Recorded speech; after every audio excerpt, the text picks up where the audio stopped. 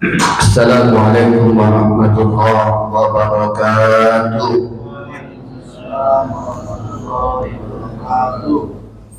Alhamdulillahilladzi wa kafa, asyhadu an la ilaha illallah nabiyyul mustafa wa ala alihi wa sahbihi wa mawala, la hawla wa la quwwata illa billah. Ilahi anta maqsudi wa ridha matlubi, a'tini mahabbataka wa ma'rifataka alayya wa barakata ala hazihi al-jama'ah bi rahmatika ya arhamar rahimin. Amma ba'du, qala Allah ta'ala fi kitabihil karim, bismillahirrahmanirrahim. Iza jaa ajaluhum la yastakhiruna sa'atan wa la yastaqdimun. Wa qala aidan kullu nafsin dha'iqatul maut summa ilayna turja'un. Sadaqallahul azim. Ma'asyiral muslimin, sedang jamaah salat maghrib yang dimuliakan Allah. Puji dan syukur alhamdulillah kembali kita persembahkan kepada Rabb sekalian alam yang telah memberikan kepada kita hidayah dan ma'unah. Tanpa terasa kita sudah selesai pula melakukan sholat maghrib. Silih berganti siang dan malam. Kita nggak sadar ternyata ada saatnya kita hidup dan ada saatnya kita akan dipanggil oleh Allah. Dan pada malam hari ini kita masih Allah berikan kesempatan, maka ucapkanlah alhamdulillahi rabbil alamin. Kemudian salawat dan salam marilah kita sampaikan kepada arwah junjungan alam Nabi besar Muhammad sallallahu alaihi wasallam. Mudah-mudahan dengan banyaknya kita bersalawat, insya Allah kita nantikan syafaat beliau kelak di yaumil mahsyar. Ibu bapak sedang jamaah yang dimuliakan oleh Allah, dalam sebuah hadis yang disampaikan oleh Rasulullah sallallahu alaihi wasallam yang diriwayatkan oleh Imam Al-Baihaqi, Rasulullah pernah bersabda bahwa innal qabra, sesungguhnya kuburan itu menyeru manusia bi khamsi marrah, dengan 5 kali sehari dia panggil kita. Kuburan memanggil kita setiap hari itu ibu bapak 5 kali. Tentu dengan memanggilnya kuburan itu, tapi kuburan tidak terdengar oleh kita suaranya. Kalaulah seandainya terdengar oleh kita suara panggilan kuburan itu, saya yakin dan percaya tidak sanggup kita mendengarnya. Tapi ada binatang yang mendengar bapak ibu. Binatang itu binatang yang kita benci pula. Itu yang berkaki 4 di luar. Kalau di kampung-kampung Pak, kalau ada orang yang meninggal dunia tengah malam anjing menggonggong, ini bertanda ini wa alamatul azab qabri, ini salah satu tanda orang sedang diazab di alam kubur. Tapi kalau kita sadari bahwa panggilan kuburan ini setiap hari Bapak Ibu, insya Allah kita takkan seperti dilakukan oleh binatang itu. Dia akan mendengar seruan kuburan. Kalaulah manusia mendengar seruan dari kuburan, maka tidak sanggup mereka untuk membalik tanah untuk tempat lari. Takut dia. Maka apa kata kuburan? Karena memang kita sudah pantas masuk di situ. Allah ingatkan di dalam Al-Quran, kullu nafsin dha'iqatul maut summa ilaina turja'un. Setiap yang bernyawa itu akan kembali kepada Allah sehingga dia akan mati. Maka kuburan tak menunggu kita. Sebelum kuburan itu menunggu kita, tentu kita harus waspada dulu Bapak Ibu. Mesti kita pahami apa yang dipanggil oleh kuburan itu. Dan ketika kita sadar dengan panggilan kuburan, mudah-mudahan yang selalu kita doakan, Allahumma khtim lana ya Allah bihusnil khatimah. Ya Allah, matikanlah kami dalam keadaan husnul khatimah. Bagaimana orang akan mati ke dalam keadaan husnul khatimah? Ketika dia tahu bahwa kuburan sedang memanggilnya dengan 5 sesuatu. Kalau kita sadar dengan panggilan kuburan, maka tentu kita akan berbuat apa yang dikatakan oleh kubur kepada kita. Apa kata kuburan kepada kita Bapak Ibu yang dimuliakan Allah? Kubur berkata, ana baitul wahdah. Hei manusia yang berada di punggungku, aku ini adalah tempat kesendirian. Aku tidak ada kawanmu di situ. Tempat yang begitu sepi. Tak bisa kalau di dunia bisalah kita duduk ramai-ramai, duduk majlis taklim di masjid ramai-ramai. Tapi ketika sudah masuk ke alam kubur, kita tidur, kita di situ sendirian. Maka kata kuburan kepada kita, faja'ala munisa, maka bawalah dari sekarang teman. Bawa dari sekarang teman, biar kita ramai di dalam kubur. Apa temannya? Biqira'atil Quran, rajin-rajin baca Quran. Jadi kalau kita ingin di dalam kubur ramai dalam keadaan tidak bisa kita bercurhat, maka curhat kita di dunia ini adalah curhatnya kita dengan Al-Quran.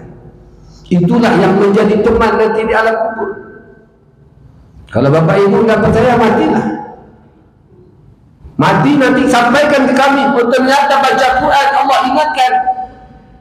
Man qara'a al-Quran fastabharu fahala halalahu faharama haramahu qada'u ilal jannah.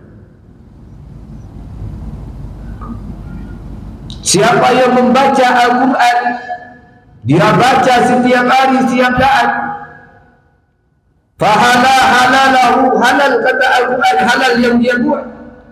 Faharama haramahu, haram kata Al-Quran, haram dia lakukan.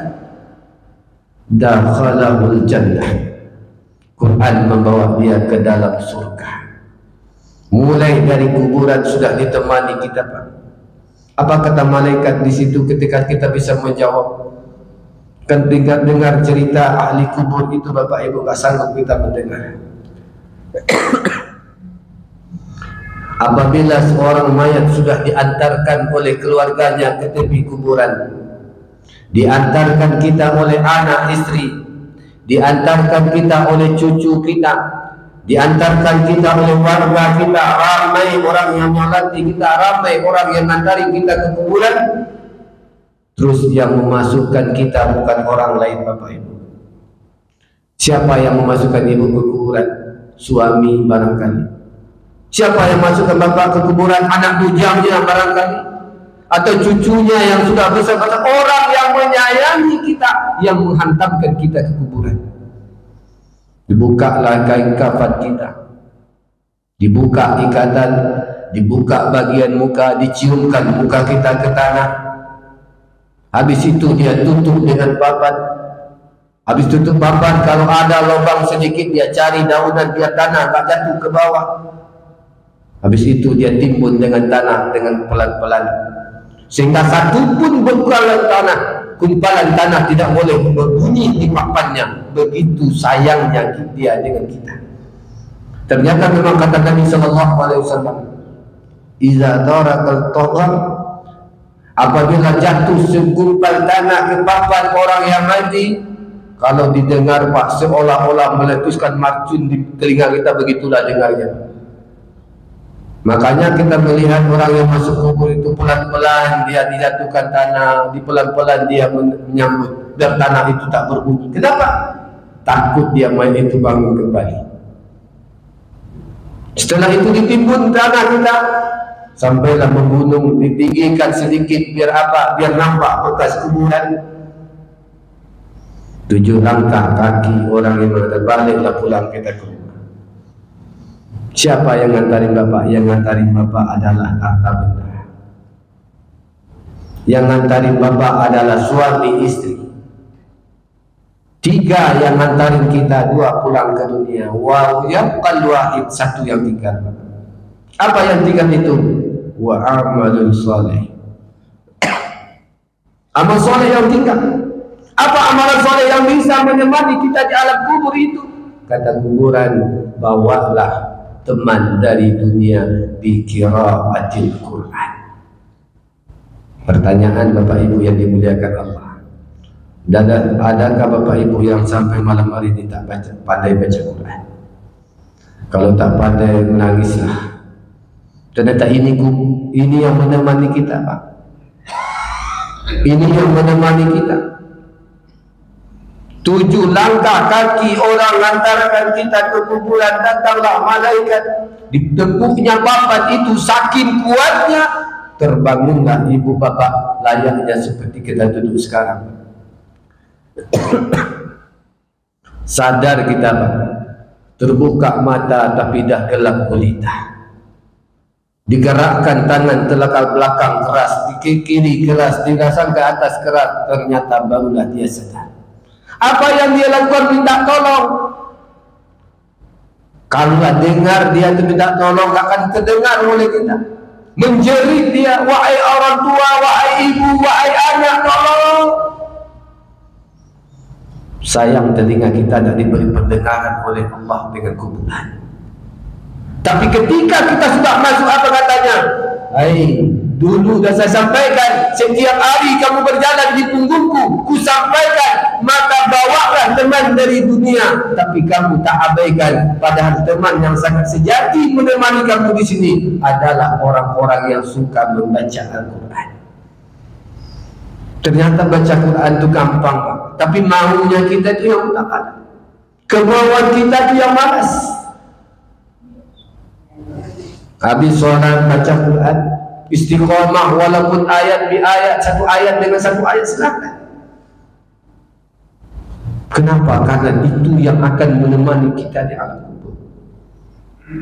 Harta benda tak akan bisa menemani kita. Anak istri tak bisa menemani kita. Amalan kita hari inilah, baca Quran kita lah yang bisa menemani. Apa katanya? Kalau ibaratkan kita tidur di rumah ketika hidup ini, baru tertidur mata kita digosok-gosok kepala kita oleh anak kita, baru tertidur mata karena badan dah tua-tua, banyak nyakit. Tak bisa mata tidur lagi, digosok-gosoklah oleh Al-Quran kita. Tidurlah kamu di sini wahai hamba Allah. Aku siap menemani ila yaumal qiyamah, sampai datang hari kiamat. Dia yang menemani kita. Ramai curhat. Bapak kalau ada masalah, ada teman curhat, apa enggak masalah? Hilang masalah, Pak. Sekarang kita sendiri dalam datang Quran dengan wujudnya. Al-Quran bisa saja wujud dengan manusia nanti. Ada teman sebelah kita tidur curhat kita. Itulah orang-orang yang bahagia hidup. Kubur dari sekarang menyampaikan itu sama kita. Wahai manusia, kau sekarang berjalan di punggungku, maka aku panggil engkau. Aku adalah tempat sendirian, maka bawalah teman dari dunia, yaitu baca Al-Quran. Jadi baca Quran wajib Bapak Ibu. Sekurang-kurangnya habis sholat 5 waktu.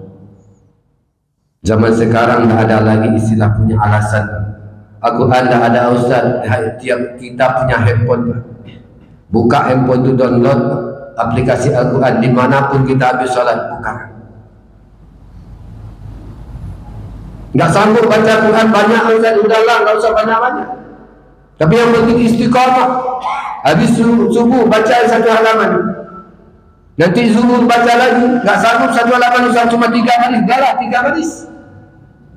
tapi kita selalu membacanya, maka Al-Quran katakan syafa'a lahu yaumil qiyamah. Tidak hanya di dalam di kuburan dia memberi syafaat, di akhirat dia juga syafaat untuk kita.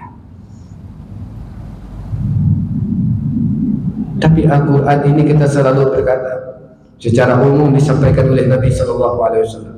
Malaikat masuk ke alam kubur akan bertanya, ma imamuka? Siapa imammu? Kita jawab tak bisa, lisan kita menjawab, lisan tak bisa bicara, mulut kita tak bisa berbicara, amal yang menjawab. Imam Al-Quran, imamku adalah Al-Quran. Tapi kalau Al-Quran tak pernah kita baca, apalagi kita pahami dan kita amalkan, bagaimana dia menjadi kawan kita nanti di alam kubur? Maka dari sekarang biasakan diri baca Quran sisa umur yang ada. Tengok ke depan, tengok ke kiri kanan saya, ternyata kita di dada setengah nampak. Tahu setengah nampak. Sebentar lagi matahari terbenam, mati kita, Pak. Walaupun pada zahirnya yang muda mati, yang tua mati, tapi hakikatnya yang tua lebih dulu tu.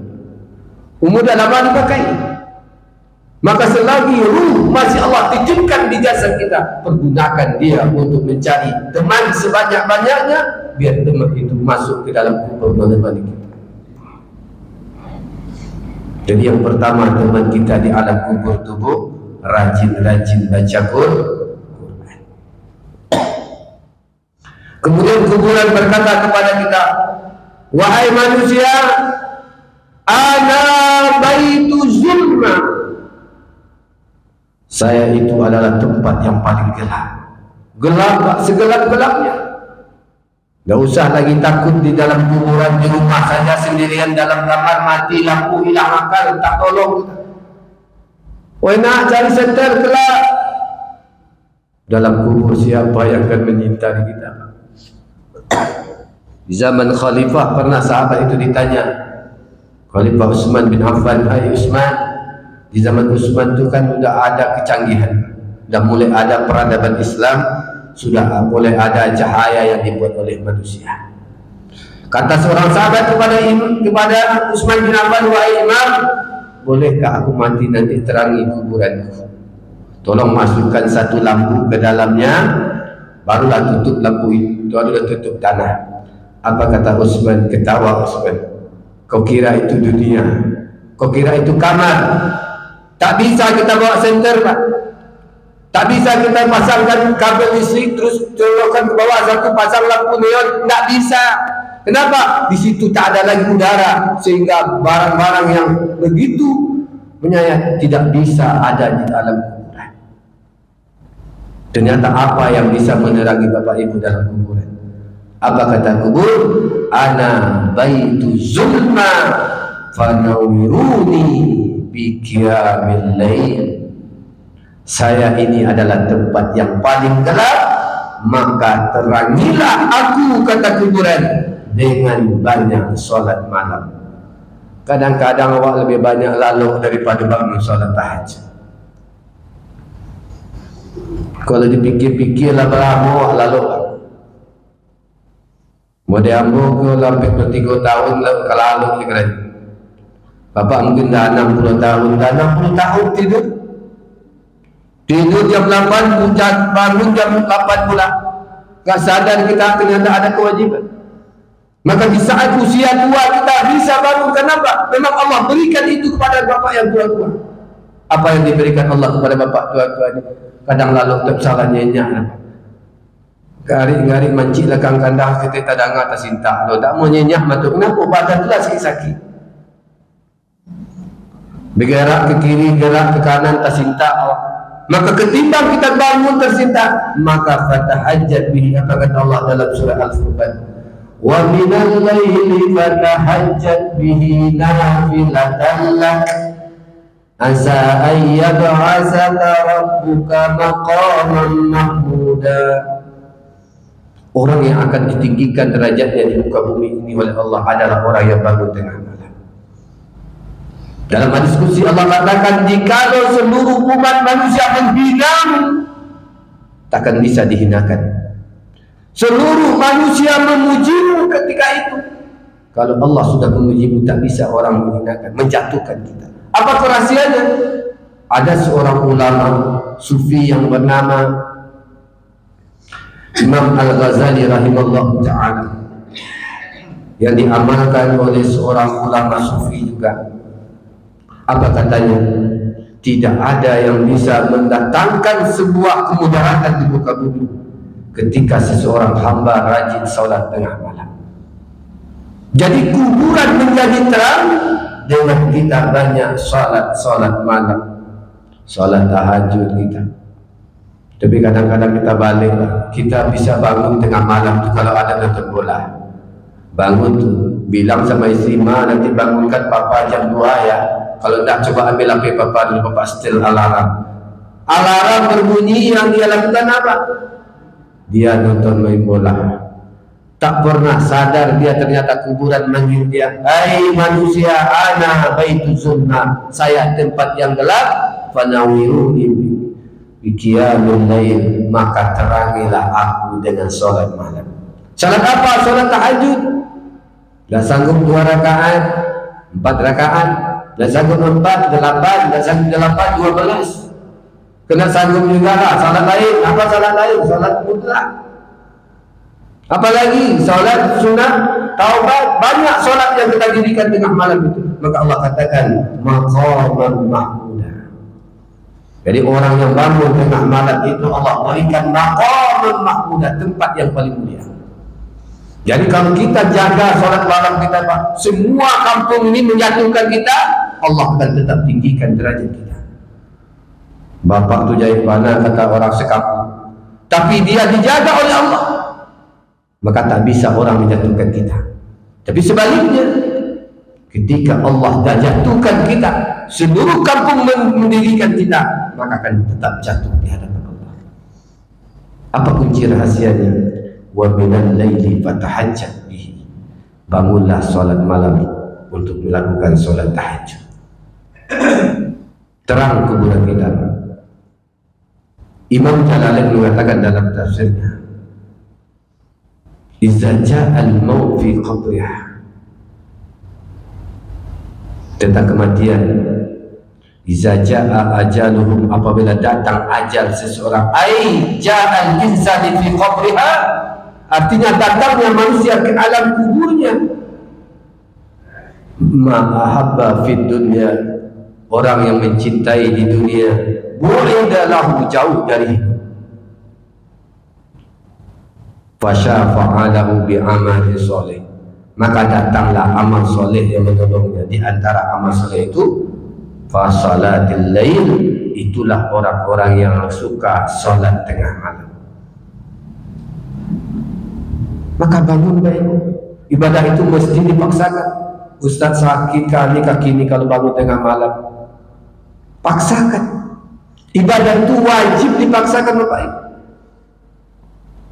Apalagi kalau kita dah tua-tua ini, tidur susah, bangun cepat, maka ketimbang kita ngarang-ngarang masalah penyakit, harangi penyakit kita ke Allah. Dengan cara apa? Dengan sholat kita. Mohonlah sama Allah, bercucuran air mata di tengah malam dalam gulita, berdoa sama Allah. Allah katakan, astajib lakum, akan kudengar. Apalagi kita rindu dengan Allah Subhanahu wa ta'ala, rindu dengan Rasulullah. Apa kata Nabi sallallahu alaihi wasallam?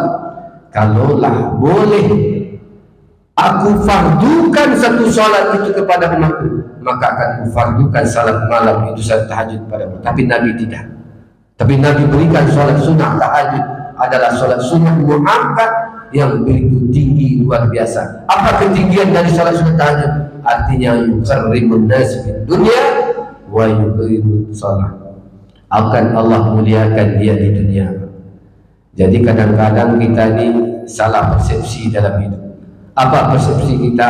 Kalau kita ingin dimuliakan orang, biar aman di tempat bekerja, biar kita tidak dimusuhi orang, kita cari Mbak Dukun. Mbak, tolong berikan saya jampi-jampi biar bos saya sayang dengan saya, biar bos saya nggak mengusir saya, biar dia senang setiap hari dengan saya. Nggak perlu, Pak. Cukup jaga sholat tahajud, maka Allah akan maqaman mahmuda. Tidak akan bisa orang mencelakai kita, tidak akan bisa orang menjatuhkan kita, karena itu janji kuburan setiap hari. Hai manusia yang berjalan di punggungku, aku adalah tempat yang paling gelap. Fanawiruni bi qiyamil lail, maka terangilah aku, kata kuburan, dengan banyak sholat malam.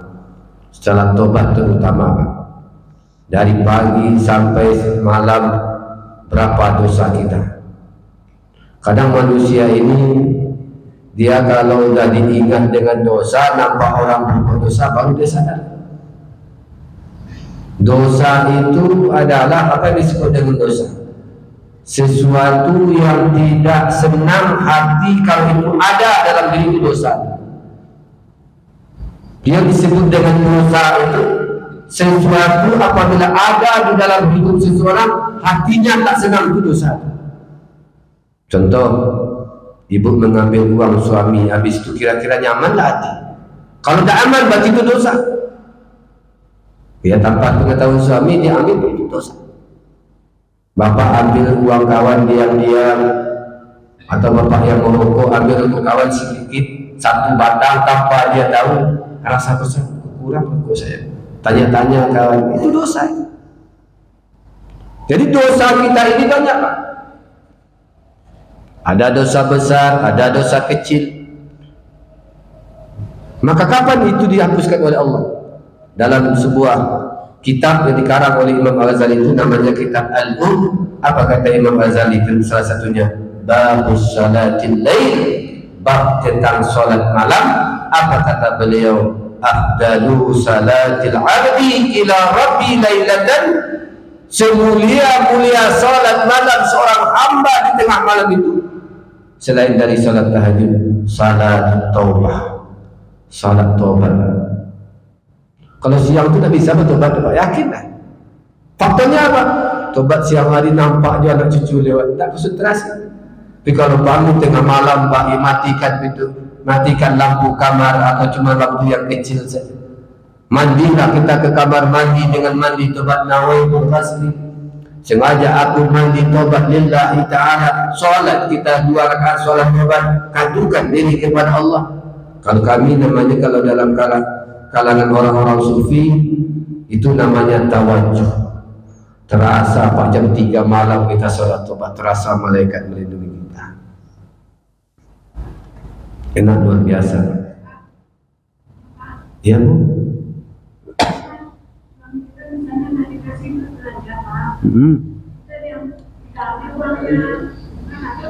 Masya Allah, tabarakallah. Dosa dulu. Suami dulu punya pilih karya, Pak. Lah tahu lah bini nama binti tak jaga binti. Tetap itu dosa. Tetap itu dosa. Terus bagaimana caranya? Minta. Kalau ada bapak murid itu bapak rutiang gitu. Itu bapak rutiang. Tidak mau bagi anaknya malah dimakan. Jadi kalau ada seperti itu, ambil itu namanya apa? Habis diambil, sampaikan ke dia, Papa, uang Papa saya ambil tadi. Marah dia, Ustaz, udahlah tanggung marahnya. Tapi seorang suami yang baik tidak seperti itu. Dia akan perhatikan. Tapi itu tetap dosa. Kenapa? Suami marah. Suami marah dengan kita.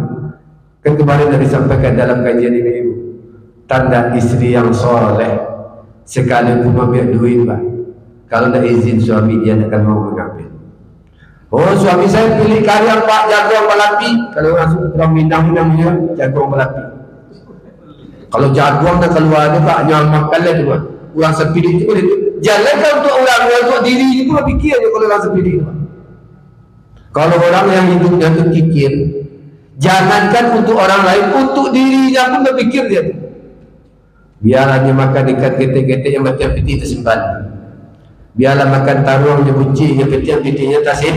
Itu kalau orang kikir. Tapi ada orang yang sampilih itu apa beda kikir dia sampilih, Pak.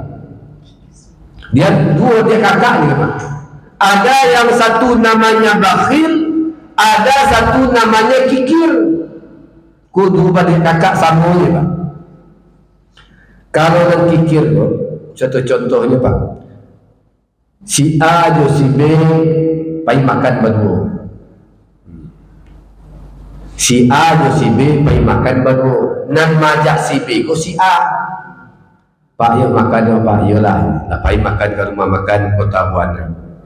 Giliran ke membayar pura-pura sakit paru dia. Sesak WC Pak Asanta ya Pak.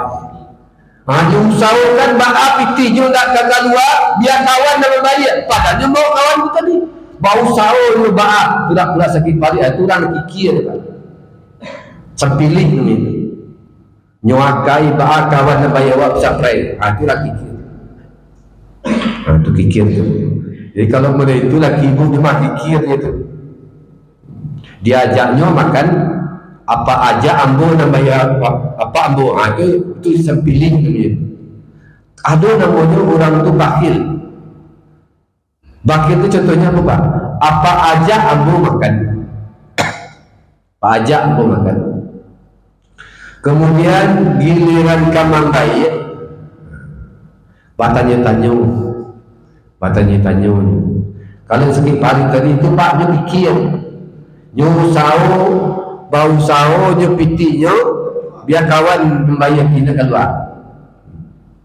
Itu bakir nama itu. Kikir. Kalau bakir tu apa?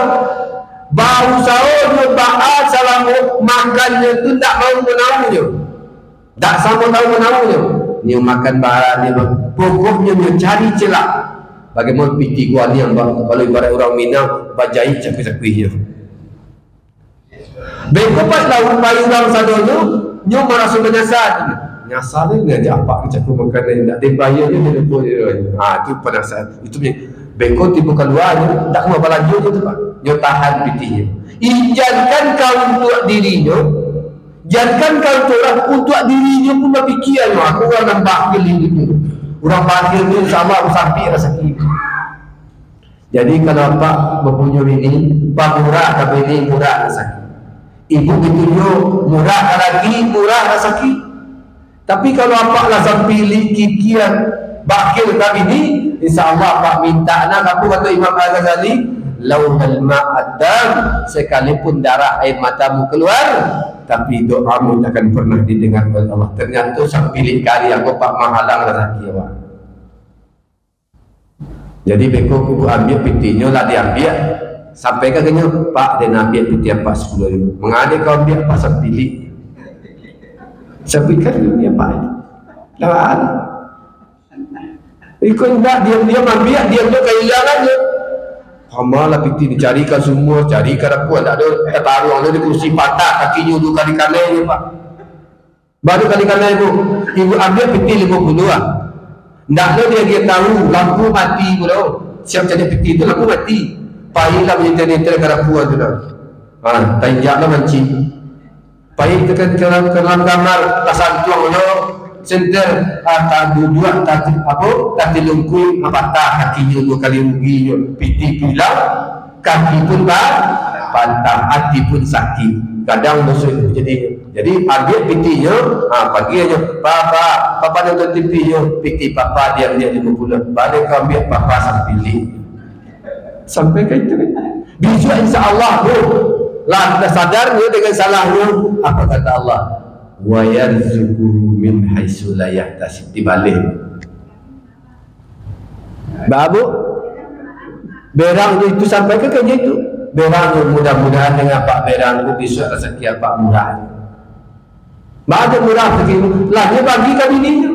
Aturan ibu tak makan tadi dek karena bapak lama lagi. Walaupun sikap bapak itu sikap yang salah. Jadi apa? Itunya jadi Pak Mada Pak. Pak Mada, tu Pak Mada bini ko nya bapak ibu lo, bini ko ka makan pula, nya tak agak lo santai makan gaya tinggi dengan kambiang, halu Pak. Tapi dia awak sepilih apa kata Nabi sallallahu alaihi wasallam datang seorang sahabat, ya Rasulullah, siapa bertanya ibu tu, dia dapat laki sepilih kalian ya Rasulullah. Kata Nabi, ambillah sekedarnya saja. Ini piti PDP Ustaz piti 150 buah. Piti 50 adalah sekabih barang dia ambil barang ibu perlu bagi satu dia boleh membuat lagi ibu dia ambilnya dia boleh lebih nampak tu sekabih ibu ambil setengah kabih tu je cilaku jadinya rampak rumah tangga banyak sansara. Makanya oleh sebab itu bapak ibu dalam hidup pun apalah tua-tua bapak Apa kalau tu berangai salah marano itu. Marano ni orang Minang tu kalau nak pituahnya Pak. Kau gaib nak elok laku sama nasib je kucing tua. Kau buat dia lalu di sudut-sudut dapur. Kau je batu kata manyo. Tak ada silangar kerja dekat belakang itu. Cubalah kau buat laku Pak tu faham? Ambo kan ketua lu Pak. Tapi ambo tak pandai pun itu. Para dan ada masyarakat. Itulah gunanya bini sebagai bendahara. Tapi tak bini gini, bini sesuai. Kalau bini gini bara dia lagi barabi, aku ada masalah ni Pak. Bara dia lagi bara diminta itu kandaknya. Tak bisa Pak. Jangan mencarinan halal begini Pak. Mencarinan haram itu susah Pak. Ku payah ni begini. Tapi dia lagi itu piti loyal itu dosa laki itu. Dosa itu. Jadi bara itu boleh ambilnya sekedarnya saja. Jangan hidup sesuai dengan kemauan, tapi hiduplah sesuai dengan kebutuhan. Kalau kemampuan Pak, insyaAllah Pak patah dia wah. Sekedar kemampuan. Kalau mampu sana sudah mampu. Jangan itu je kemauan awak. Awak dia mau tu, yo juo. Alai. Dia mau onda, yo dia mau rumah rancak. Kalau kemauan nafsu patulian tak pernah selesai. Tapi hiduplah sesuai dengan kebutuhan. Apa kebutuhan awak? Oto perlu dapat mencari jalan selangkahnya. Tak perlu oto, tapi dia gengsi tinggi. Tak pikiran halal, tak pikiran haram. Maka Nabi kali katakan, hiduplah sesuka hatimu, tapi ingat setiap kehidupan ada akhirnya. Akhirnya, innalillah, aratonan banyak tinggal jauh. Lalu jadi ulang-ulang itu tidak ada kami memutuskan, tapi kalau ada maka ambillah sekedar. Jadi kembali kita ke materi kita. Jadi kuburan memanggil kita setiap hari, katanya aku tempat yang gelap, maka terangilah aku dengan solat malam. Bangun tengah malam aku, ya Allah. Tadi pagi dia laki dia sedang mandi, berang-berang ya Allah.